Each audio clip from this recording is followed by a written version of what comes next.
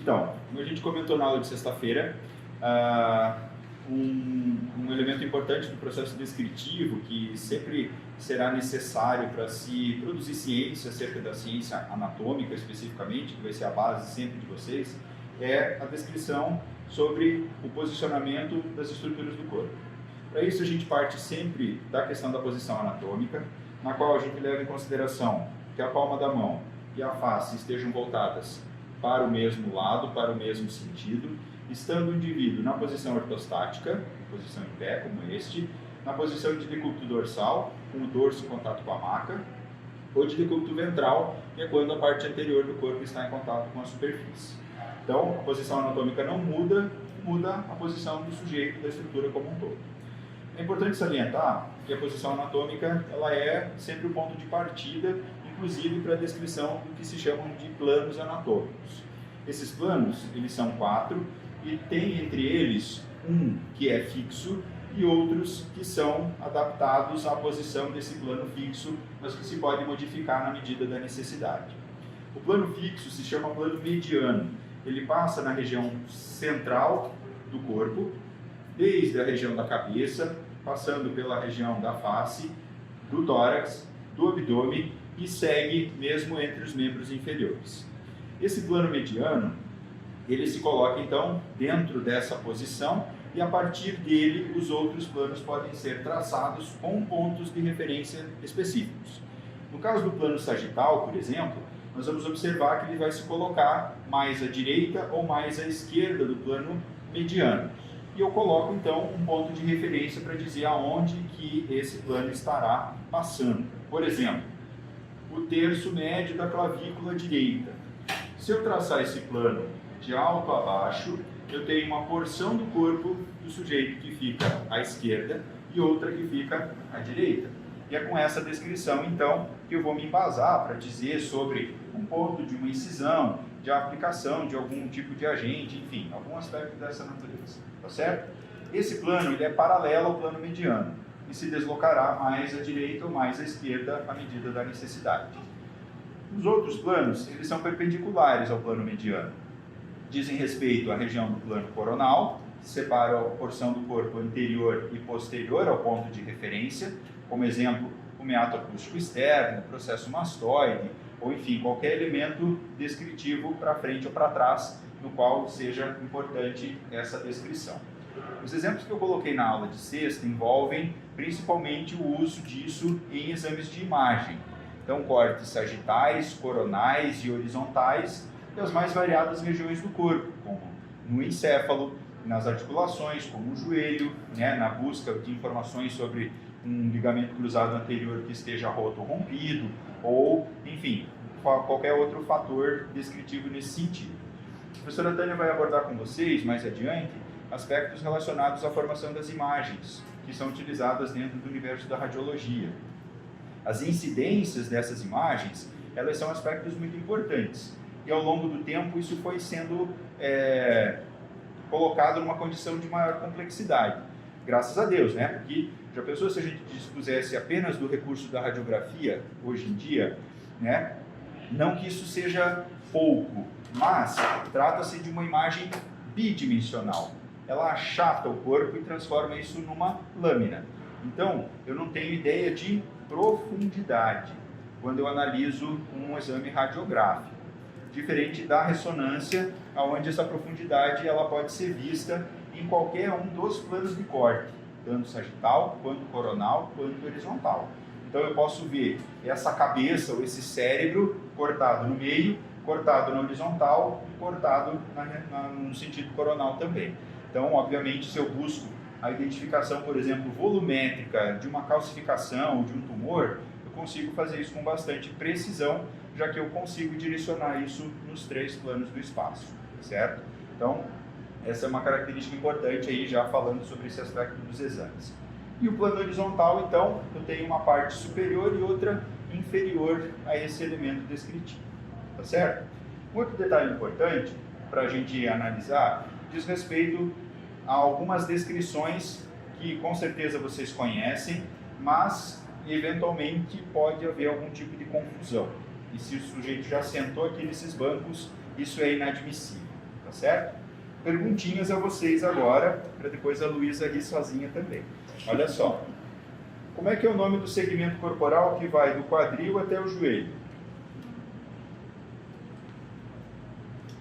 Não, é o que o nome? É. Fêmur. Fêmur é o osso. Femoral? Diz respeito ao osso. Segmento. Vou facilitar a vida de vocês, depois a gente volta lá para baixo. Como é que é o nome disso aqui? Vai do ombro ao cotovelo. É fácil, gente. Braço. Braço. Do cotovelo até o punho. Antebraço. Antebraço. Joia. Que bom. Vamos voltar para cá. Como é que é o nome da parada que vai do quadril até o joelho? Poxa. Coxa. Ok? Quem falou perna, depois a gente conversa. E do joelho até o tornozelo. Aí sim a perna. Então perna não é tudo, professor. Não. Anatomicamente falando, perna do joelho ao tornozelo. Ok? E se depila meia perna, como faz? Escolhe a metade de cima ou a metade de baixo. Ok? Abram a cabeça da depiladora de vocês. Brincadeiras à parte, é o tipo de confusão muito comum, certo? O sujeito vai para a academia treinar a perna, só gastrocnêmio sólido. Talvez a parte anterior. Mas perna é isso aqui, ok? O membro inferior, a coxa e a perna, ok? Parece bobagem, mas quem lê o que você está falando ou escrevendo nesse sentido, ele vai levar isso em consideração. Então é importante ter isso bem claro, mesmo que seja algo muito simples, ok? Eu repararia. Certo? Bom, toda essa questão de composição, o osso do braço é o húmero, o osso do antebraço é o rádio e a ulna. Aí nós temos uma tarefinha legal também, né? Já que numa mão normal nós teríamos 27 ossos, né? Entender um pouquinho sobre a disposição deles e a nomenclatura que isso recebe. Carpo, metacarpo, falanges, né? Que são os ossos que vão formar os dedos. Em relação ao pé, por exemplo, nós temos também uma diferenciação em retropé, médio pé e antepé, formados por ossos do tarso, metatarso e a partir daí as falanges.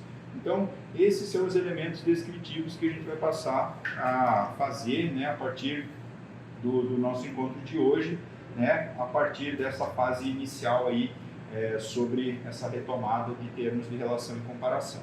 Além disso, né, outros que a gente comentou que são importantes. A diferença entre proximal e distal, certo? Proximal é o que está mais próximo do centro do corpo. Esse centro está posicionado nessa região cardíaca, plexo solar e a região umbilical. Então, tudo que se aproxima daqui eu vou chamar de proximal, desde que tenha continuidade, ok? Então, o ombro sempre é proximal se eu comparo ele com o cotovelo, e o cotovelo sempre é proximal se eu comparo com o punho. Aliás, o punho, não o pulso. O pulso é da artéria radial. O punho é a articulação, certo? Se o paciente chega e diz que ele está com o pulso aberto, provavelmente é uma emergência, né? Já que ele deve estar numa hemorragia que vai se tornar profunda em breve. Ok? Então fiquem preocupados se ele está com o pulso aberto. Ok? A articulação é punho, o pulso é da artéria. Ok? Importante também ter isso na lembrança. Além de proximal e distal, termos como medial, é o que se aproxima mais da parte interna, e lateral, que é o que se coloca na região oposta.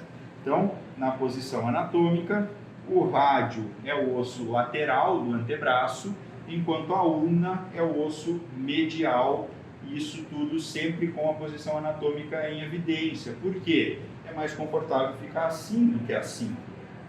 Não é verdade? Mas não vale como fator descritivo, certo? A coisa é feita para descrever. Na posição anatômica, os ossos estão paralelos, então fica mais fácil de observá-los. Se eu coloco eles pronados, como na posição anterior, eu tenho dificuldade de visualização, tá certo? Então, medial lateral, proximal distal e os outros termos que a gente viu que são bem simples. Superior, inferior, anterior, posterior. Lembrando que para qualquer elemento de comparação sempre há um intermediário, ou médio ou intermédio. E aí a confusão que todo mundo faz, e com certeza não vai ser diferente com vocês até aprenderem definitivamente. A diferença entre mediano, medial e médio. Ok? Vamos lá. Mediano é o plano. Ponto. Não tem mais o que acrescentar. Medial é sinônimo de interno. Ok? E médio é aquele que fica no meio de duas coisas. Ou do superior e do inferior, ou do anterior e do posterior, ou do medial e do lateral, ou do proximal e do distal. Ele pode ser qualificado como médio, ou intermédio, ou intermediário. Fechou?